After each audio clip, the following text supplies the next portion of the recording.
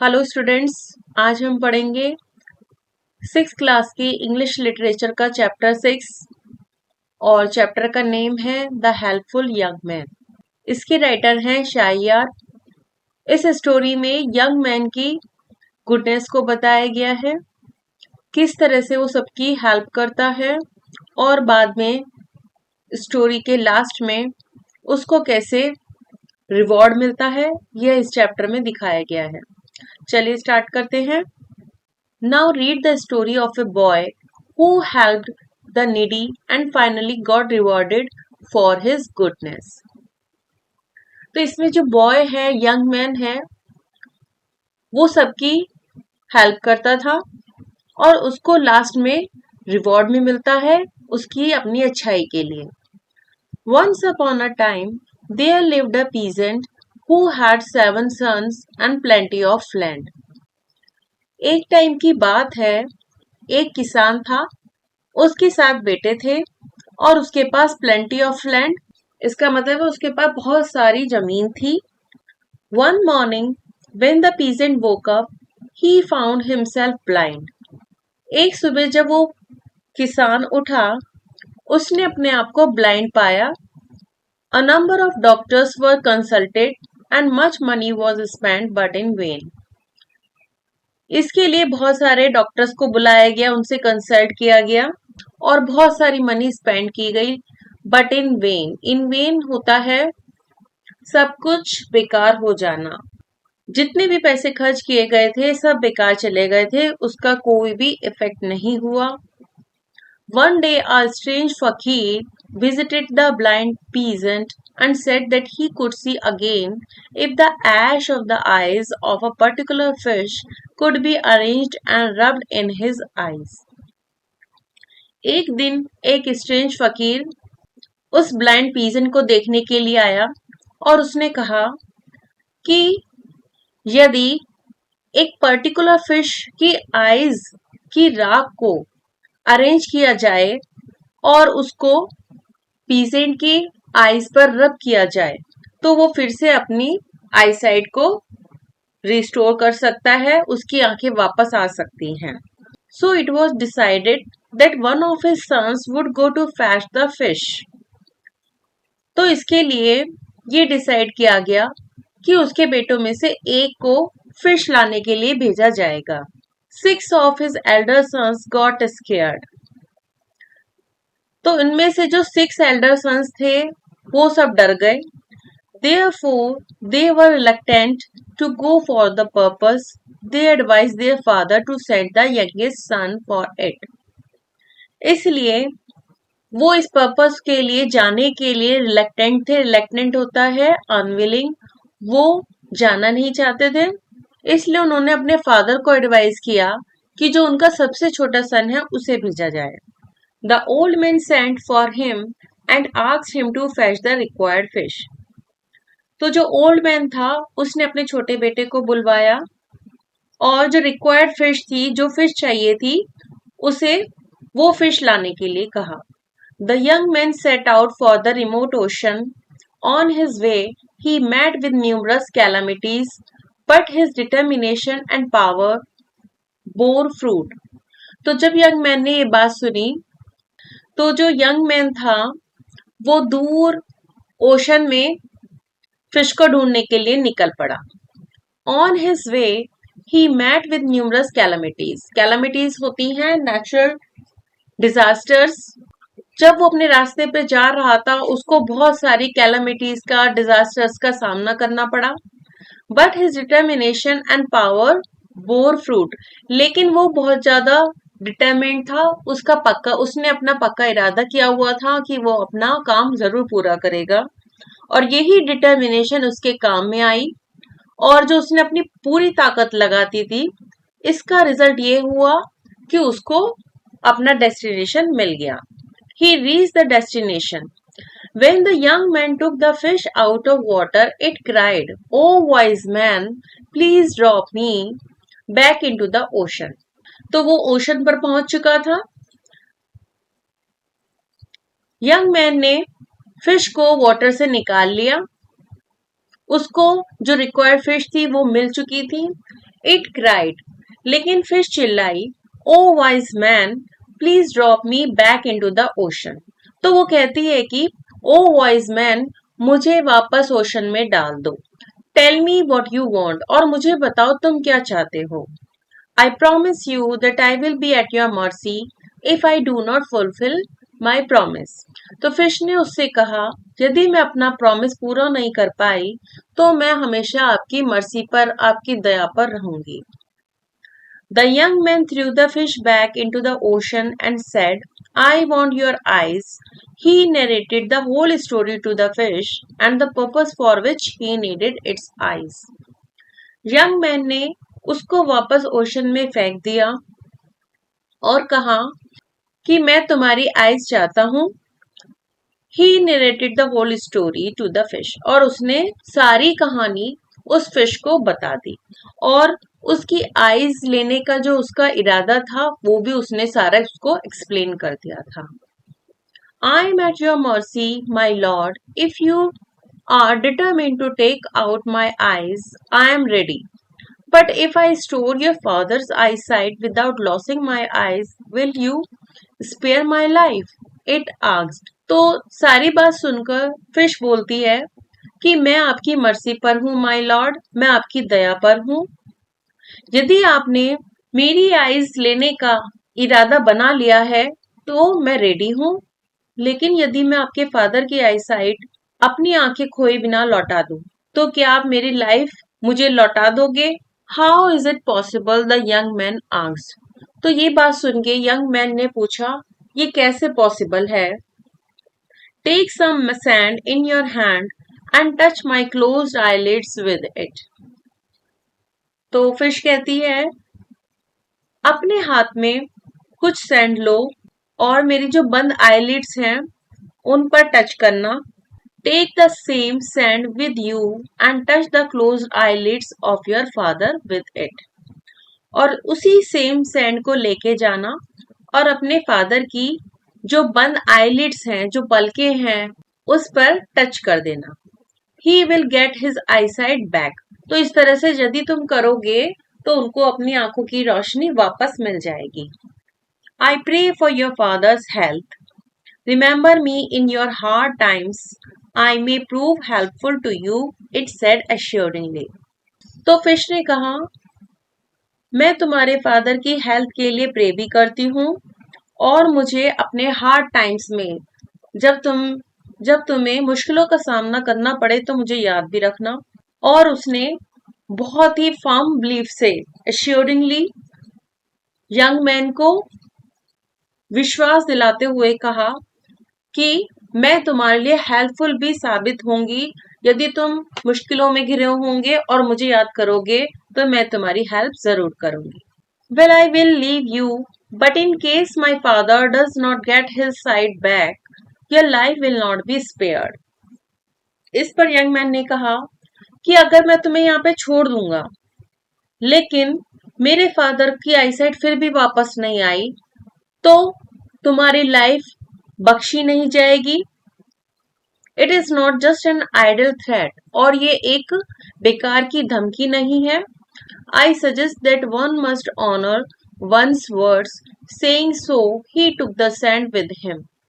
और young man ने बोला कि मैं तुम्हें सजेस्ट करता हूं, मैं तुम्हें एडवाइस देता हूं कि किसी को भी, प्रत्येक को अपने वर्ड्स की रिस्पेक्ट करनी चाहिए। जो कोई वर्ड्स बोलता है उस पर टिके रहना चाहिए। यह कहकर यंग मैन वहां से सैंड लेकर चला गया। As soon as the father's eyelids were touched as advised, his eyesight was restored. तो जैसे ही फादर की जो आईलिड्स थी उन पर जैसा फिश ने एडवाइस किया था उसने सैंड को टच किया, हिज साइट वॉज रिस्टोर्ड, और उसके फादर की आई साइट वापस आ गई। Other 6 brothers got the amazing news and rushed to their father. Amazing का मीन्स यहाँ पे दिया हुआ है सरप्राइजिंग। तो 6 ब्रदर्स जो थे उनको जैसे ही ये न्यूज पता चली सरप्राइज्ड हो गए थे, वो जल्दी से अपने फादर की तरफ दौड़े। They grew jealous of their youngest brother.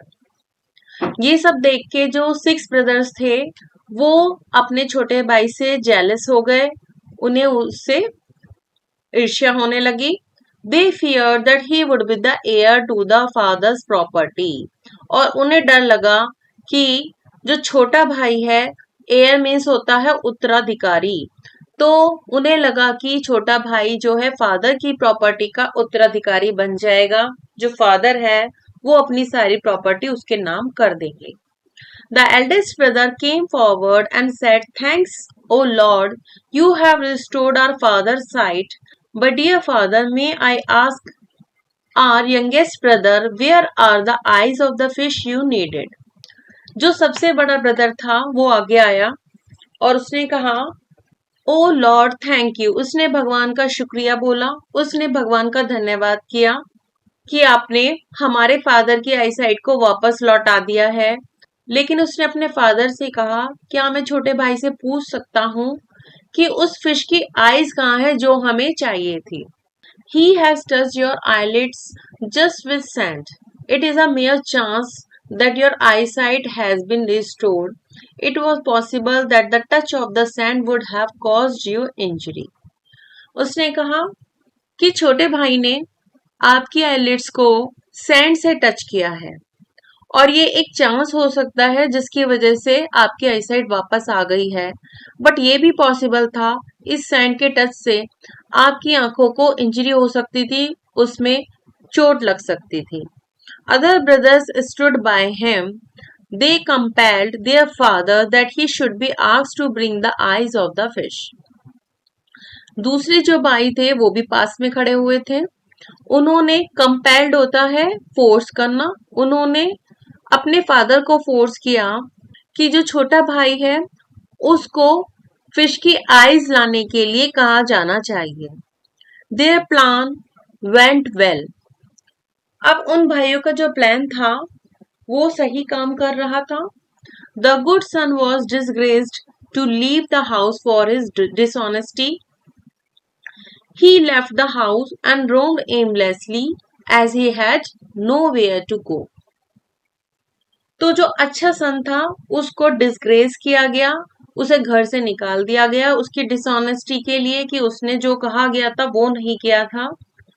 He left the house, और इस तरह से उसने अपना घर छोड़ दिया और वो इधर उधर एमलेसली, उसका कोई अब एम नहीं रहा था, इधर उधर घूम रहा था और उसके पास कोई भी जगह नहीं थी वो जहां जाए।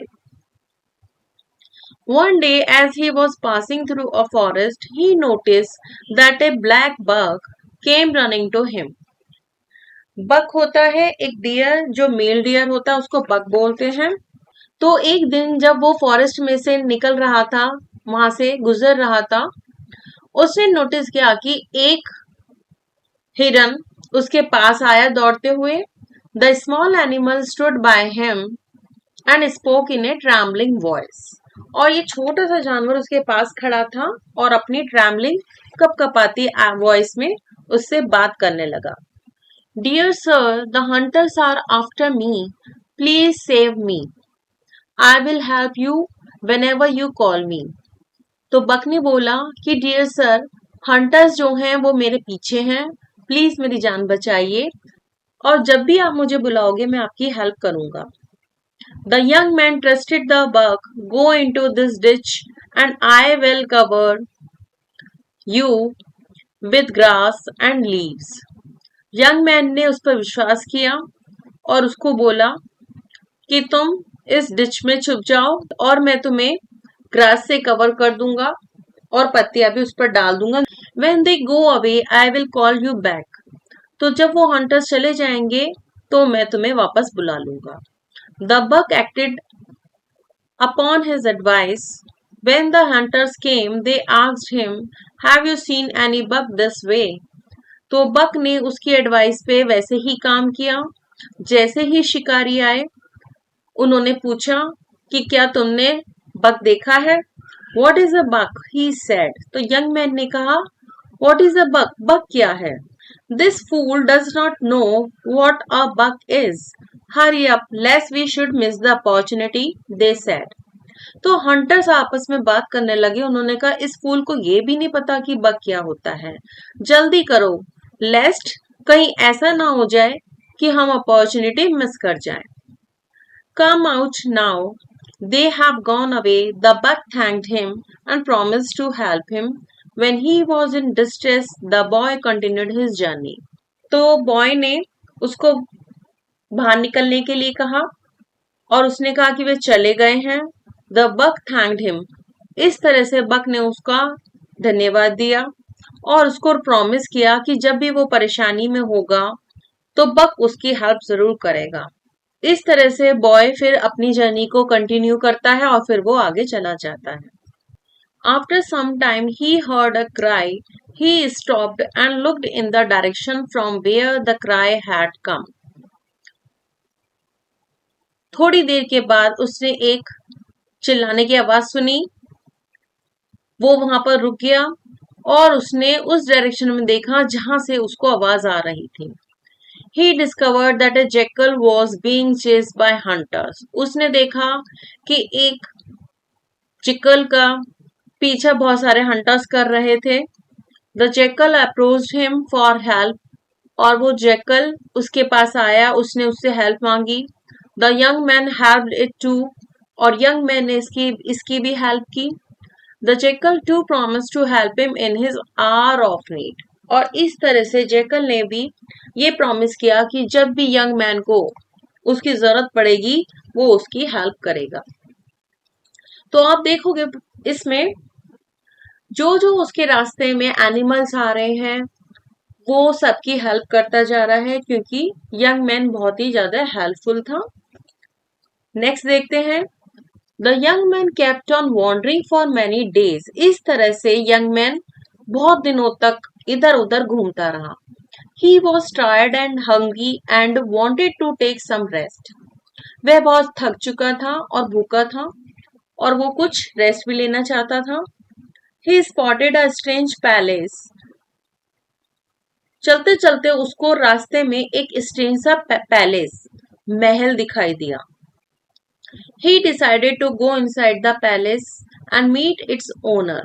उसने पैलेस में अंदर जाने का डिसीजन लिया और सोचा कि इसके ओनर से भी मिलना चाहिए। The palace belong to a princess who was very beautiful. और वो जो पैलेस था, महल था, वो एक प्रिंसेस का था, बहुत ही ज्यादा ब्यूटीफुल थी वो। She was famous for a magic mirror. She could see everything in it. और जो प्रिंसेस थी वो अपने मैजिक मिरर के लिए फेमस थी। उसके पास एक मिरर था, वो मैजिकल था। प्रिंसेस उसमें सब कुछ देख सकती थी। She had proclaimed that she would marry the man who could evade his reflection in the magic mirror. और उसने पहले से ही ये अनाउंसमेंट करवा दी थी कि वो उस आदमी से शादी करेगी जो मैजिक मिरर में से अपनी रिफ्लेक्शन को इवेड कर सके, जिसकी रिफ्लेक्शन मैजिक मिरर में ना दिखाई दे। But he would be beheaded if traced in the mirror. लेकिन अगर वो मैन मिरर में ट्रेस हो जाता है तो उसको बी हेडेड कर दिया जाएगा, उसका सिर काट दिया जाएगा। The young man saw human skulls of many young man who had failed in this adventurous task. Young man ने बहुत सारे ह्यूमन के स्कल्स को देखा। उनकी सिर की खोपड़ी जो होती है, स्कल होता है, बॉडी का जो अपर पार्ट होता है जिसमें ब्रेन होता है, उस स्कल को उसने पड़े हुए देखा जो इस टास्क को पूरा करने में फेल हो गए थे। But he was not afraid. लेकिन उसे बिल्कुल भी डर नहीं लगा। He went to the princess fearlessly and accepted the challenge. वो प्रिंस के पास गया बिना डर के और उसने उसका चैलेंज एक्सेप्ट कर लिया। Now that you have come, the princess smiled, do you know the condition. जब यंग मैन प्रिंसेस के पास गया तो वो स्माइल कर रही थी। तो उसने उससे पूछा, अब तुम आ गए हो, क्या तुम कंडीशंस को जानते हो? Of course was his reply. तो यंग मैन का रिप्लाई क्या था? ऑफ कोर्स, हाँ मैं कंडीशंस को जानता हूँ। All right, hide yourself tonight. Her voice was as sharp as a double-edged dagger. तो प्रिंसेस ने उससे कहा, ठीक है, आज रात तुम छुप जाओ। और उसकी आवाज ये कहते हुए ऐसे ही शार्प लग रही थी जैसे एक डैगर होती है, एक कटार होती है जिसमें डबल साइड एजेस उसके शार्प होते हैं, इसी तरीके से उसकी वॉइस लग रही थी। At night, the young man went to the seashore and called for the fish for help. रात को यंग मैन जो था वो सी के किनारे पे चला गया और उसने फिश से हेल्प मांगी। Sure sure said the fish. इस पर फिश ने कहा, यस मैं हेल्प करूंगी। I will hide you in my stomach and go deep into the ocean. उसने कहा, मैं तुम्हें अपने स्टमक में छुपा लूंगी और डीप ओशन में चली जाऊंगी। फिर इस तरह से प्रिंसेस तुम्हें नहीं ढूंढ पाएगी। The princess took up the mirror. She rotated in every direction. At last she succeeded in tracing him. Princess ने अपना मिरर को घुमाया। प्रिंसेस ने अपने मिरर को लिया हाथ में। उसने एवरी डायरेक्शन रोटेट की, उसने चेक किया और लास्ट में प्रिंसेस जो थी यंग मैन को ट्रेस करने में सक्सेसफुल हो गई। In the morning when the young man came, she told him his hiding place. Next morning, सुबह को जब यंग मैन आया उसने उसके हाइडिंग प्लेस को बता दिया। Should you be beheaded now? The princess paused for a moment and said, Well, you appear to be an interesting person. I give you another chance. तो प्रिंसेस ने एक क्षण के लिए पॉज लिया और कहा, क्या तुम्हारा सिर अब कटवा दिया जाना चाहिए? लेकिन प्रिंसेस को यंग मैन थोड़ा सा इंटरेस्टिंग लगा। उसने कहा कि तुम एक इंटरेस्टिंग पर्सन से दिखते हो, मैं तुम्हें एक दूसरा चांस देती हूँ। This time the young man went to the woods. इस टाइम पर यंग मैन जो था वो जंगल में चला गया and called for the buck. और उसने बक को बुलाया। ये बक वो ही था जिसने उससे हेल्प मांगी थी। Hello master, what can I do for you? Asked the buck. Buck ने पूछा, मास्टर मैं आपके लिए क्या कर सकता हूँ? On hearing the whole story it said, master sit on my horns, I will take you to the remote hills. जब उसने सारी स्टोरी सुन ली तो बक ने कहा कि मास्टर आप मेरे सींगों पर बैठ जाइए और मैं आपको दूर पहाड़ियों पर ले जाऊंगा। Next morning the princess told him that he was hiding in the hills. और नेक्स्ट मॉर्निंग प्रिंसेस ने यंग मैन को बता दिया कि वो हिल्स पर छुपा हुआ था। इस तरह से प्रिंसेस ने उसकी लोकेशन फिर से फाइंड आउट कर ली थी। इस पिक्चर में आप देख सकते हैं बहुत सारे स्कल्स पड़े हुए हैं लोगों के, और जो प्रिंसेस है वो इस यंग मैन से बातें कर रही है। One chance more but it will be the last, she warned. अब इस टाइम पे उसने कहा कि मैं एक चांस और दे रही हूँ बट ये लास्ट होगा। He returned to the forest and called for the jackal and narrated his sad story. अब जो यंग मैन था वापस फॉरेस्ट में गया, उसने जैकल को बुलाया और सारी स्टोरी अपनी जो सैड स्टोरी थी वो उसको बता दी। O master don't worry, I will do my best, assured the jackal. Jackal ने उसको विश्वास दिलाया कि मास्टर आप चिंता मत करो, मैं अपना बेस्ट दूंगा। The jackal called for his fellow jackals and within no time there were hundreds of jackals all around him. तो जेकल ने अपने बाकी फ्रेंड्स को, अपने जो उसके फ्रेंड्स थे, कंपेनियंस थे, उन सबको बुला लिया और कुछ ही क्षण में हंड्रेड्स ऑफ जैकल्स, सैकड़ों जैकल वहां पर उसके चारों तरफ खड़े हो गए। The jackals had a conference. इन सब ने मिलकर एक कॉन्फ्रेंस की, एक मीटिंग की। They proposed that the young man should hide himself under the prince's bed. उन्होंने प्रपोज किया, उन्होंने बताया कि यंग मैन को प्रिंसेस के बेड के नीचे ही छुप जाना चाहिए। How could he reach there without the knowledge of the princess? लेकिन वह प्रिंसेस के बेड के नीचे कैसे पहुंच सकता था। It was plan that a tunnel should be dug, और ये एक प्लान बनाया गया कि एक टनल खोदी जानी चाहिए। It's other and should be right under the bed of the princess, और इसका जो दूसरा एंड है वो प्रिंसेस के बेड के नीचे ही होना चाहिए। The plan was executed immediately and the young man was right under her bed. Plan को एकदम से एग्जीक्यूट किया गया और यंग मैन जो था बिल्कुल उसके बेड के नीचे ही था। The princess walk up, took the magic mirror in her hand and rotated it. अब जब प्रिंसेस उठी, उसने अपने मैजिक मिरर में देखा, उसको रोटेट किया, but to her astonishment she could not trace the young man, लेकिन उसको बड़ा ही आश्चर्य हुआ, वो यंग मैन को ट्रेस नहीं कर सकी। She repeated the process a number of times but in when, और इसने बहुत बार इस प्रोसेस को रिपीट किया लेकिन सब कुछ बेकार गया। At last she got sick of this job, और लास्ट में वो सब ये करते करते परेशान हो गई।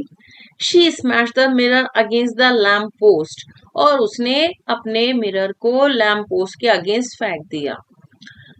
Come out young man, I have lost the game, she cried, और उसने जोर से चिल्लाई कि यंग मैन बाहर आओ, मैं गेम को लॉस कर चुकी हूँ, मैं अपनी हार स्वीकार करती हूँ।